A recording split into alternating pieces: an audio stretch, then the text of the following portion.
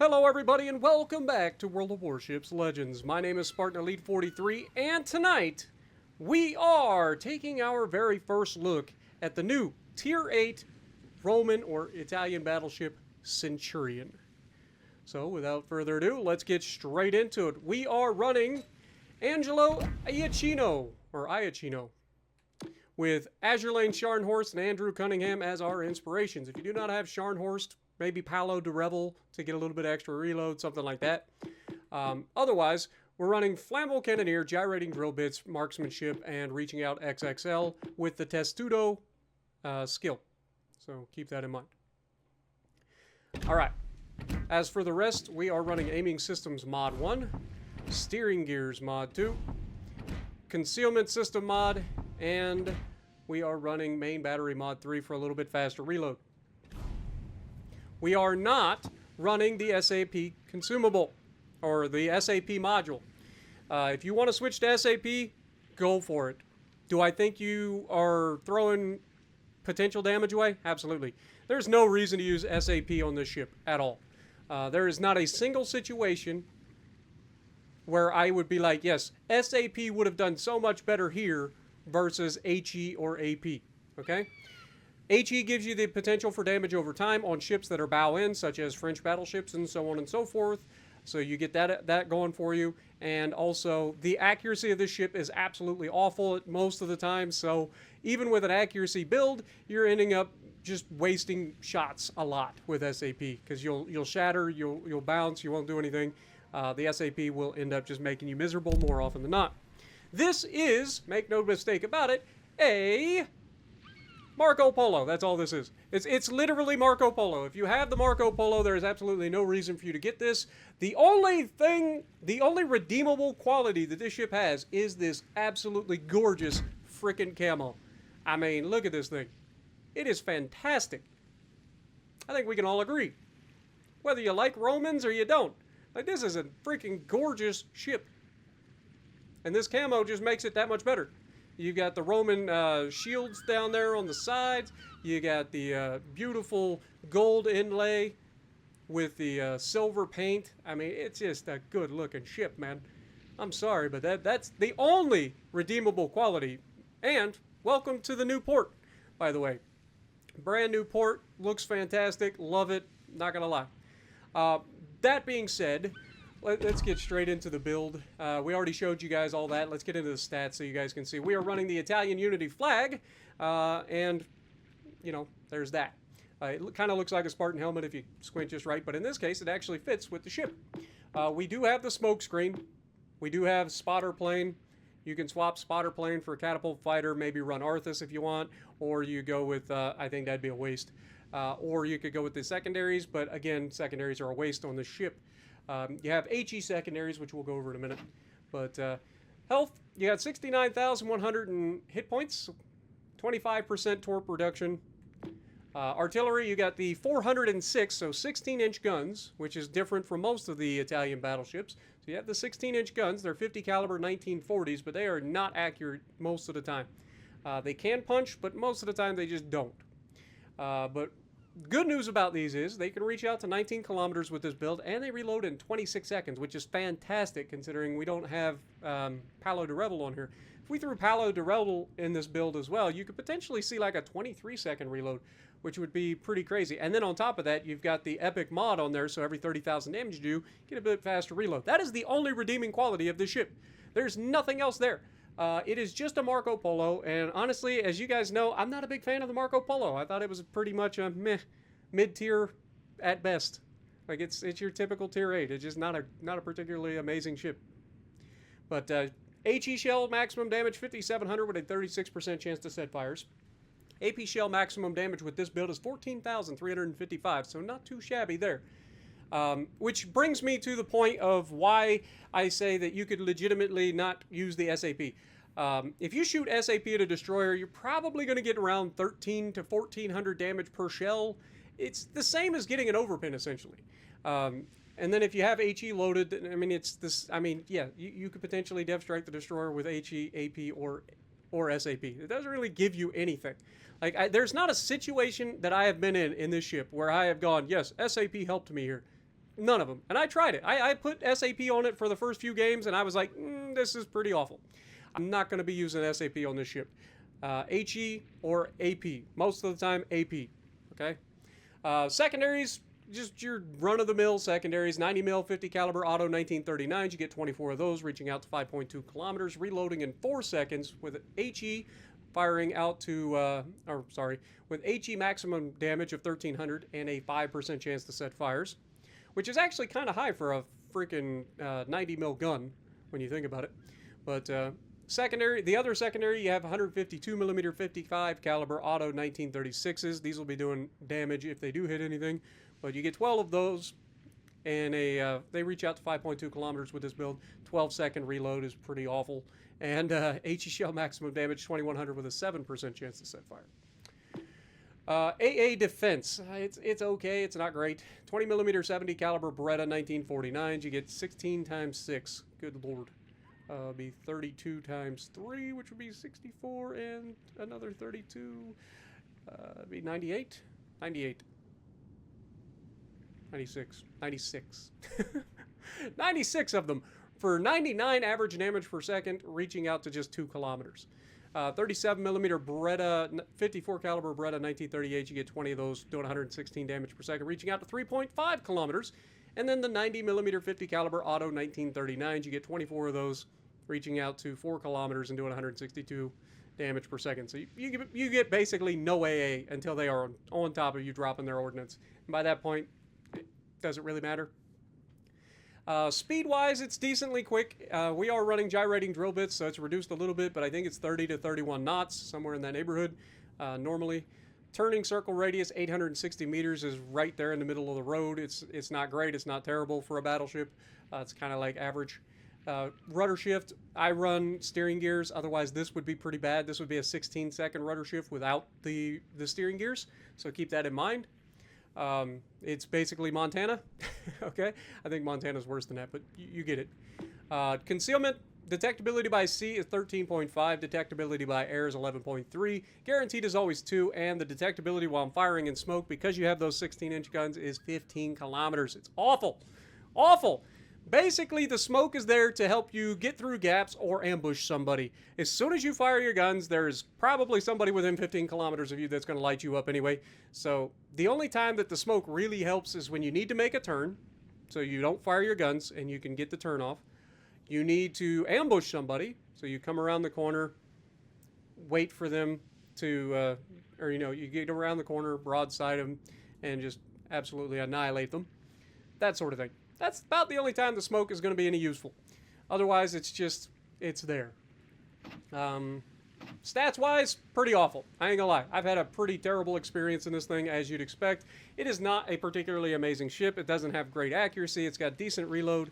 I think switching off of the SAP is probably my better bet. As you can see, I've done more damage since. But 43% win rate shows pretty much everything. 7 games played, obviously small sample size. It shows main gun accuracy is 45%. What that doesn't tell you is that out of a full salvo, you're landing 1 or 2 shells, which is why I say the SAP just isn't worth it. On cruisers, SAP totally worth it because you're landing a lot of shells. On Battleship, not so much. You're landing 1 or 2 shells. You want those shells to be armor piercing more often than not. Because if you only landed 2 shells and they shatter, it's going to make you miserable. Now, can you absolutely slap superstructures? Potentially, yes.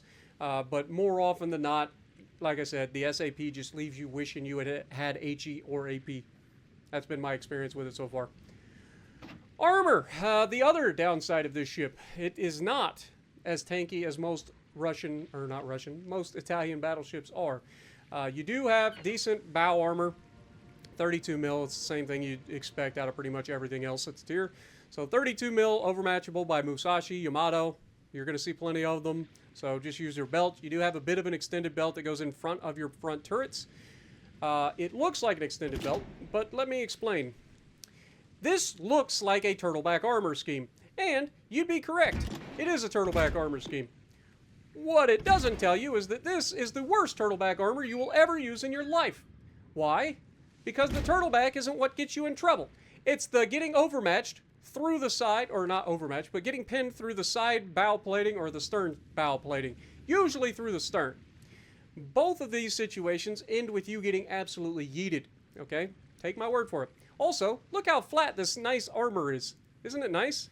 It's got a little bit of a slope, especially up on the top plating, but for the most part, it's pretty flat, especially at the turtleback. It's not a very good turtleback, so do not use the turtleback to protect you, okay? You be smart. Play angles. Do not rely on that turtleback, or you will be sent packing, okay? The amount of times I've already been citadeled in this ship is actually crazy, okay? And it's at angles you wouldn't expect. I forgot about the Marco Polo. It's been a long time since I played the Marco Polo, and that was one of the things I'm pretty confident I talked about with it as well. It's just not as tanky as you'd expect, okay? As for the Citadel, we already talked about that. It's above the waterline. It's a turtleback armor scheme, so you get a little bit, but it's very, very easy to access, especially through the front and rear cheeks. So keep that in mind. Overview. Big guns. This ship is armed with high-caliber main battery guns. That's a lie. You can't call them big guns anymore. 16-inch guns are nice, don't get me wrong. But they're average for the tier. Tier 7 and up, 16-inch guns are average. 15-inch guns are below average. 17-inch guns, 16.5-inch guns, 17-inch guns, 18-inch guns are the normal for this tier. So, don't listen to this. Fast. Above average maximum movement speed, again. We already talked about that. SAP shells. It can be equipped with SAP, but do so at your own risk, because I'll be honest, it's not good on this ship. Wasn't good on the Marco Polo, still isn't good on the Centurion. The Centurion, a marvel of modern maritime engineering, seamlessly merges cutting-edge technology with the timeless elegance of ancient Roman design. With sleek aerodynamic lines reminiscent of a trireme and a state-of-the-art navigation system, Centurion embodies the spirit of exploration while paying homage to the enduring legacy of classical craftsmanship on the open seas. She was designed in 1936. All right, so let's take a look at this beautiful ship one more time here, just because. Like, this thing is absolutely gorgeous. Let's get a nice close-up. Look at the detail. You got the little banners hanging off of here, just kind of accenting the bow. You got little shields there with spears. You've got the shields on top of the turrets. I mean, it's just a good-looking ship. What is not to like? You got the Centurion frill right there on top. All the little tiny secondaries that are basically useless. The bigger secondaries that are less useless. The catapults at the back where they should be. I mean, it's just a good-looking ship, and this color scheme is on point. That silver is fantastic. The dark maroon with that gold, oh my God. The Romans knew what they're doing, is all I'm saying. They know how to flex. And the only thing that would make this better is if we had like a purple cape somewhere. If you know, you know. Otherwise, I mean, just let me know what you guys think. And then, of course, you got the eagle at the front. SPQR indeed. Look at that. Tell me that ain't gorgeous, man. All right, and with that being said, let's get into the gameplay. Alrighty, so we're going to be on Sea of Fortune, and we got 3 destroyers against us. And this game is going to showcase the strengths, the weaknesses, and all of the in-betweens, and just overall just meh of the ship. Like I said, there are plenty worse ships in the game than the Marco Polo and the Centurion. There just are, especially at Tier 8. There are no shortage of bad ships, or at least not particularly fun ships to play at Tier 8. But I just don't understand why Wargaming has made, like, SAP in this game so... Especially, like, the Battleship, I understand the cruisers. The cruisers have high DPM. The SAP is actually pretty nasty. Hopefully I'll get a game here soon in the Venezia. I do have that on loan, I believe, for the next couple of weeks. By the way, for those of you who don't know how I got these, I'm a community contributor for Wargaming. Finally got back into the CC program. And so we get these ships gifted to us for 2 weeks so we can do reviews for you guys. And then that way you guys know what you're getting into if you decide to spend your money in the game. So, for those of you wondering, that's how it is. So after 2 weeks, these ships get taken away, and we got to get them the old-fashioned way, just like everybody else. Some ships, they do end up leaving. I don't know which ships they're going to, if any, out of this particular update. But for now, I just assume I have it for 2 weeks, and that's it. All right, so right off the bat, we're in a legendary tier match. No shocker there. We're in a tier 8, so you can pretty much guarantee it any given moment you're going to be at a legendary tier. But the downside is we have 3 destroyers. And of course, like I said, I took the SAP off for this match. And it's funny that the very game that I decided to take SAP off, and here I forget about the smoke firing penalty. I fire my guns, I smoke up thinking I can just get away with it, and I was wrong because their destroyer is clearly near the cap. And they are now contesting. So Destroyer has got me spotted. You can see he's about 11.5 kilometers away, but he's in a position I can't really do anything to him.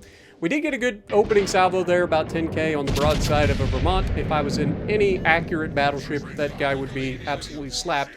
We did hit him with 5 out of 9 shells, so we can't really complain there. But yeah, it's just, I don't know. You guys know me and Italian battleships don't really get along. I don't know why. I just don't like them. They're not consistent enough to be my favorites, okay? You guys know I love me some consistency. That's my number one, like, my number one ask of a ship is that it's consistent. If it's consistently good, consistently bad, just give me some sort of consistency so I can at least understand what I'm going to get from one salvo to another. But these ships just aren't. But in this one, we are going to get an overabundance of broadsides to shoot at, as our Lucian, brand new tier destroyer, goes down. He finds out the hard way that you can't just charge straight in and die. It's a good idea. Shocker. But don't worry, we do have 1 Giga Chad DD player, and he's on his way. As you can tell, we've been detected by a destroyer out here on this flank. Now, some of you would be like, well, maybe it's the Palmer. It's not the Palmer spotting us. There's a destroyer out here on this flank. I'm not an idiot. I know this. You guys have been around the channel enough that you probably anticipated as well. There we get a shoot at a bow-in and Palmer, and I aim high, and I hit him with 2 shells. One of them did damage, the other one did not. Now here, I know that the Ray Publique is the only one that's really a threat to me in this position because I need to make the turn away from the destroyer, and the Ray Publique is fully capable of deleting me from full health. But fortunately, he doesn't wait. He gets impatient, fires his guns early. We're going to go ahead and fire our guns at his broadside and try to get angled away. You can see Palmer's hitting us with secondaries. We get a very good result that time. 6 out of 9 shells hitting the target. Again, this is atypical, but we're shooting at broadsides, right? But running Iachino, I think, is the better bet here.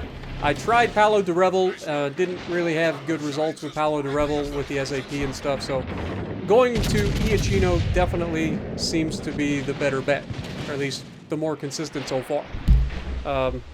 I've had most of my games be somewhere in the neighborhood of 80 to 100,000 damage. I've had a lot of multi-destroyer games where I've shot destroyers with SAP and it seems to be okay, but doesn't seem that devastating. Again, the accuracy kind of lets me down when I shoot the destroyers. I don't know how that would work with the Iachino one, but you can see my number one goal here is to not just go straight in and get yeeted, right? Surviving, letting the heals do what they're going to do. You get multiple heals because of the Testudo perk. You can see, even through a decent angle, the Ray Publique manages to put a pretty solid hit on us. And initially, I was like, I'm not going to fire at the Hayate right away. I'm going to let my teammates do it. I don't want to fire my guns and get caught. I am trying to rotate the guns around to the left side of the ship to get ready to shoot the Hayate, but then the Hayate opens up the angles. We go ahead and fire, and look at this accuracy. Trying to prove me wrong here. We hit 2 out of the 3 shells, do 4,300 damage, right? So this is what I'm talking about with SAP versus the AP or SAP versus HE. Like, it doesn't really matter. I've shot the destroyers. It seems to average somewhere in the 1,300 damage with the SAP per shell. So in that case, I would have probably done basically the exact same amount of damage, maybe even less. But it's weird. SAP is a weird ammo type for a battleship's main guns. For cruisers, makes perfect sense, but for the main guns on a battleship, it just doesn't seem to work because it's just not accurate enough, you know? You can absolutely get good salvos and slap the crap out of superstructures. You can do good things that way. We are going to go ahead and turn away from Hayate because I want to get away from those torpedoes.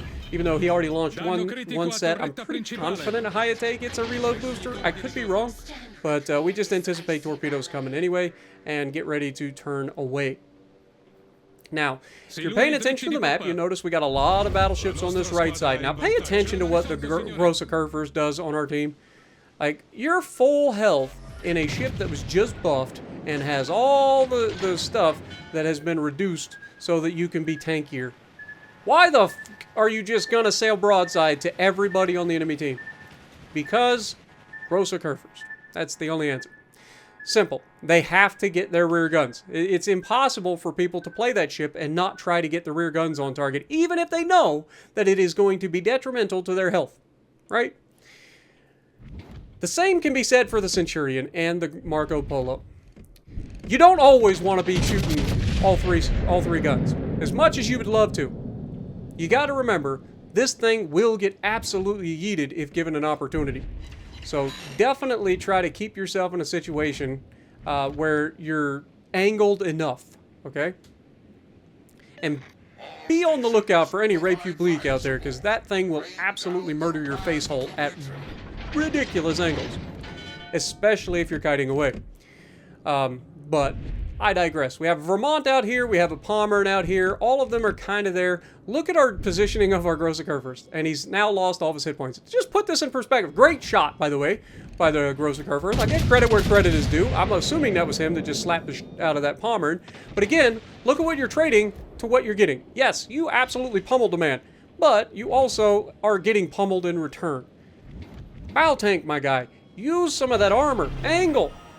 I know it's crazy, but you're broadside to a Vermont, a Pommern, and a Republique. At least two of those are going to hit you. Pommern, probably not. but the other two are disgusting for what they are. And going full broadside as the Pommern kills them with secondaries, which is just karma, if you ask me. You just can't sail broadside, man. If you're running Hyde on the GK right now, you've got 111,000 hit points, right? If you run Sims on there, you got even more than that. Probably closer to 115,000 hit points. So why are you sailing broadside to everybody?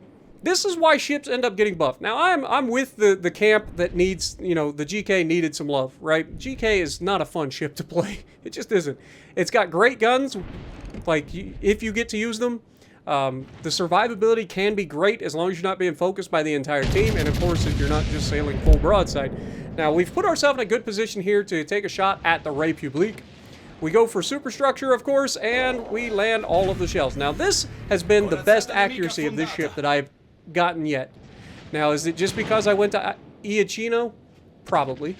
It seems like the extra accuracy does definitely help this ship, whereas Palo de Revo is more reload. But because I'm running Azurlane, Scharnhorst, and Cunningham, I'm getting a buff to the dispersion as well as the grouping, and then, of course, the dispersion from the Iachino. Or it could be grouping, I forget which one he does. But here we've got a beautiful look at the broadside of Vermont. We're going to aim low. We know we can Citadel him. He's over-angled. We go through the cheek, and down he goes. Then we've got the rear turret of Justice. We go ahead and hit the spotter plane to make sure that this shot counts. We aim just above the waterline because we want to hit as many shells as possible. And RNG says, go f yourself, as we hit only a single shell. We do get the fire, but unfortunately the Stalingrad, or the Destroyer, ends up yoinking the kill. But I do got to say, GG's to the Destroyer out there. He did his job and absolutely yeeted those battleships out there with torpedoes, especially that Vermont. But also spotting that destroyer early in the match. That was huge. And that's exactly why it is important to have Twist and Track or Perceptive, usually Perceptive, on your DDs. Okay? Being able to help your team by hunting a destroyer down so that your team can help remove the destroyer, frees up everybody to do all the good things. It's a crazy concept, but teamwork is very, very useful. Now, our Stalingrad goes down to a Izumo, which is pretty embarrassing if you ask me, but could be that the Izumo is shooting a bunch of AG, and which case, I mean, it is a super cruiser. You get that long damage control. It's unfortunate. But we are going to try to put ourselves in a position to help the Shima out. We're going to get doubled back and go flank this Izumo. Try to put ourselves in a good position to farm a little bit more damage. Now, we've got 119,000 damage. We've done pretty well for ourselves. We've shown the strengths, the weaknesses. We've gotten tagged a couple of times by the Republique, especially through the rear cheek. He didn't Citadel us, but he did tag us a couple of times. We got pretty lucky. But as we push in, you can see that I'm asking for intelligence. I want the Destroyer to know, I'm here, I can help you. I'm in range, I just need to see. Okay? So he did torp the Izumo. I think twice, actually. So we're going to try to put ourselves in a good position. Now, he's going to be chasing the destroyer, right? Like, he's got to try to keep himself skinny towards the destroyer. So we go ahead, we pop up, we immediately shoot into the superstructure, and that's about as good an accuracy from this range as you're going to get. We put all of the shells, except for 4 of them on target. Out of 9 shells, we hit 5, and only 1 of them didn't do any damage. So that was a very good result. We're up to 130,000 damage. And that's when the Ismo decides that, yes, now it is bow tank me time. So I try to aim high here, trying to get upper side plating potentially, but ended up leading him a little too much. Hit the turrets with a couple of those shells. So limited the amount of damage we did there, unfortunately. The battleship behind me is going to take a shot at the Ismo as well. The destroyer's got more torpedoes on the way, and I'm going to be coming around the corner just in time to take one more shot at the superstructure. You can see he starts to try to think about bow tanking, so I just aim high, again trying to hit that superstructure, and finally we get the shells that we needed to finish him off. So overall, my final thoughts on this so far is that the Iachino build seems to be the most consistent. 137,000 damage. Is it going to be amazing? No. Is it going to be serviceable? Absolutely. Is it a gorgeous ship? Fantastic ship. Okay, it is a beautiful ship. So one of the best camos in the game currently, or one of the best skins in the game, whatever you want to call it. I thoroughly enjoy this one. So let me know what you guys think down in the comments below, and if you like what I'm doing, punch the like button, leave a comment below, subscribe to the channel if you haven't already, and as always, I will see you in the next video.